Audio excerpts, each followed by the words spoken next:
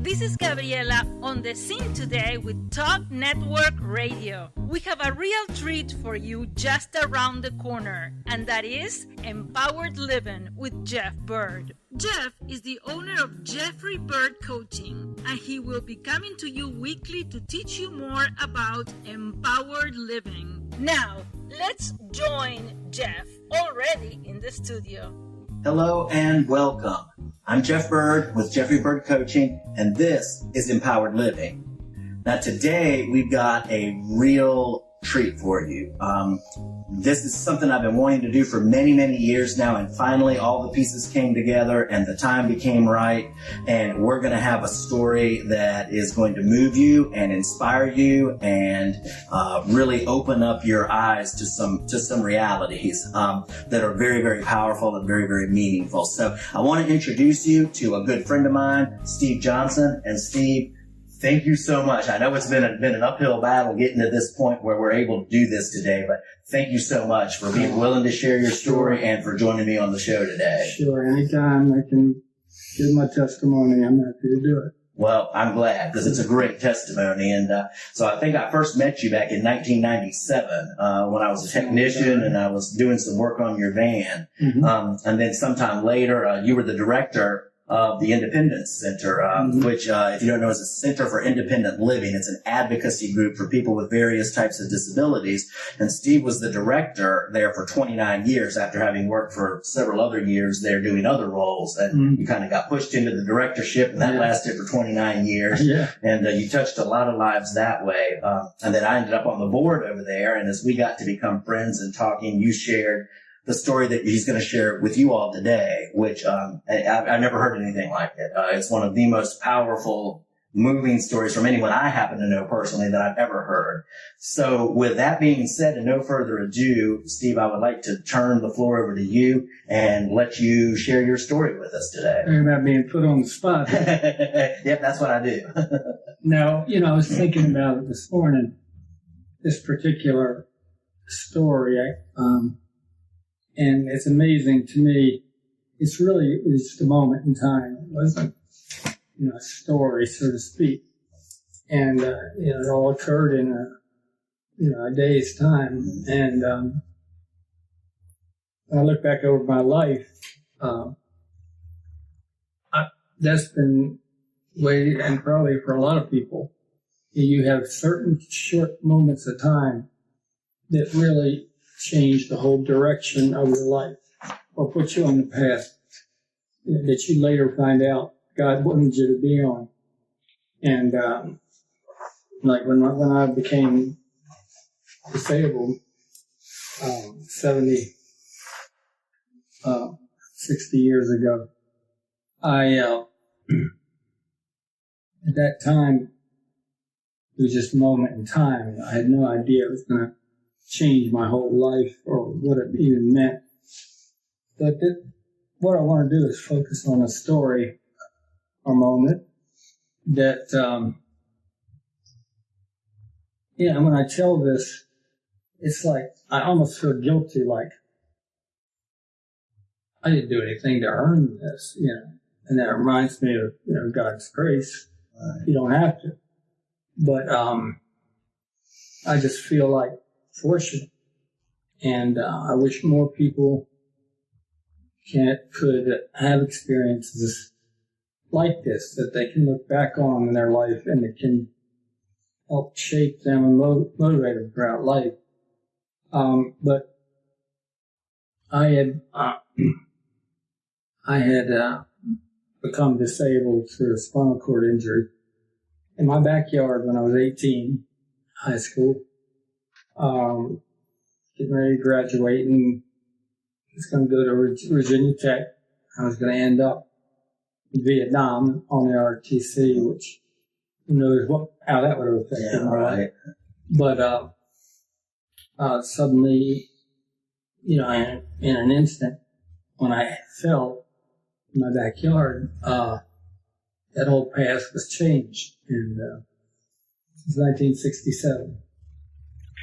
And so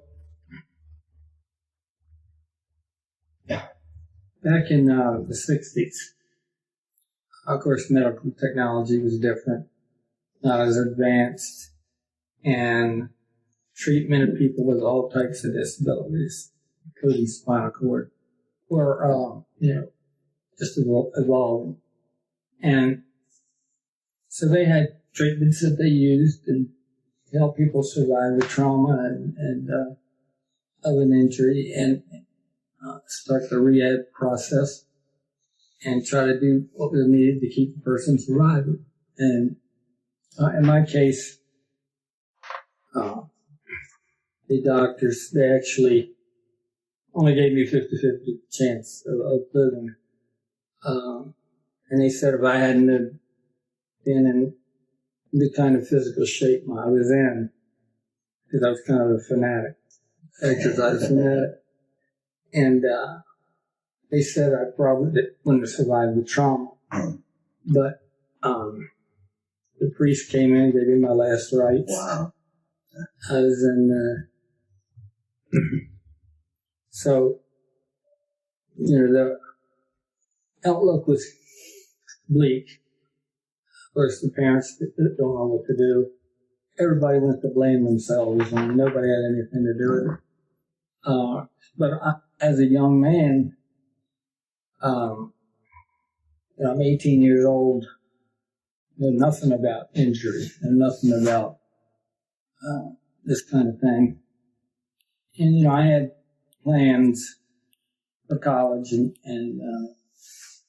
be an Army Ranger afterwards. And but I didn't really have well thought out plans for my life or anything meaningful to do with my life. I was just doing what made sense at the time, which was, my dad said, just sign up for the Army, you got to be patriotic. So I did it. So I was a young boy. I went through a year of rehabilitation out of the area. And back then, our rehab lasted a year. I was there 11 months. And nowadays, you get injured, you can be in and out and in a wheelchair in a couple months. So things have changed, just as an example. I remember when I went into rehab, the first thing they had to do was get me to sit up in a wheelchair. And it had been 3 months and they still hadn't tried sitting me up. And they said they doubted I would ever even be able to. But I remember back then they used what was called traction, where they actually shave your head and they, these ice tongs like you pick up ice with. Mm-hmm. They put these tongs in your skull. And then you have the weights on a pulley, and they when you're laying down, you stay stretched out. Wow. So the spinal cord doesn't, it reduces the chance of swelling. It's not like the spinal cord actually, broke. It was just the vertebrae were crushed. Mm.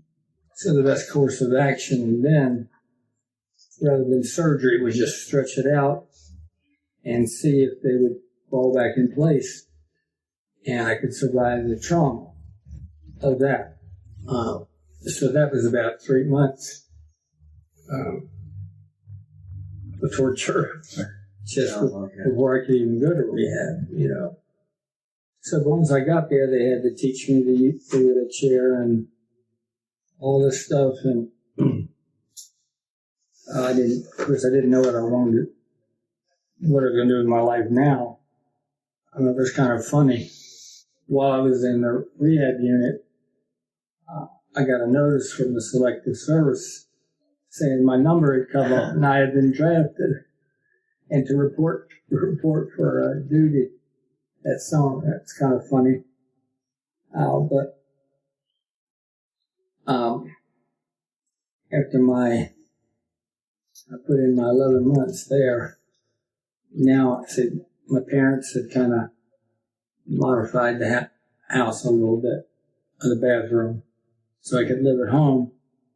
My goal was just to go to college. That's all I knew. I didn't want to do the things that they had picked out for me, basket reading, whatever.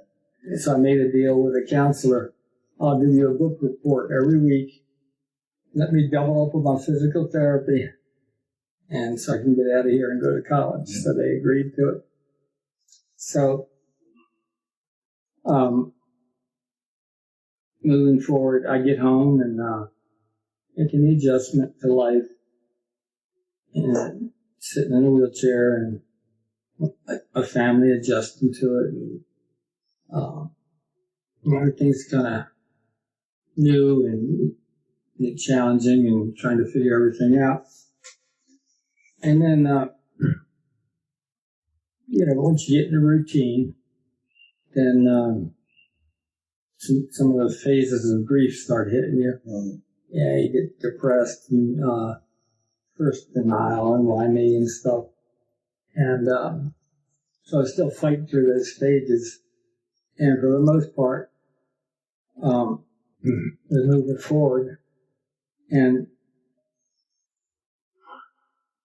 one of the things they had told the people with spinal cord injury at my level at the rehab center was they tried to give you the good news and the bad news.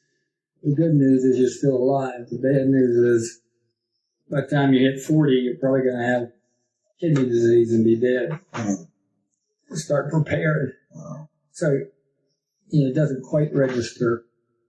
But, as a 19-year-old, it's in the back of your mind, and you're trying to make sense out of that and deal with that. So, when you become spinal cord injured, you deal with a lot of issues, like with urinary tract infections and stuff that can take you out pretty quickly. But so I was concentrating on just trying to stay healthy. And one day I noticed that I had blood in my urine, and I was thinking, oh boy, here we go. Yeah, it was the beginning of the end. And so I go see a doctor, and they put me in the hospital. They register me. They said, you need surgery, like this continual blood coming out. I don't even remember what type of surgery back then. They didn't explain it to me. So I knew I had to do that. So ended up putting me in Deep Hall Hospital. It's actually the one where I went for my injury. And so they had me there, and they were scheduling me for surgery the next morning.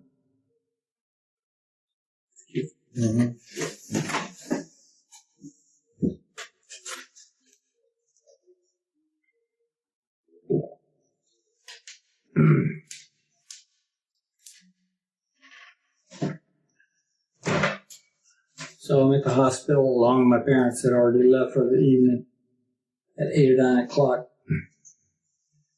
And I'm just sitting there, scared 20-year-old. What do? I thought I had my whole life ahead of me a couple years ago, and now look at me. Everything's changed. My faith, I was raised Catholic, and my dad drug us to church every Sunday, but that was the extent of my, religious belief. Didn't really have an active, faith, Christianity going in my life. Other than I believed in God, and I thought I was a good little Catholic boy. And so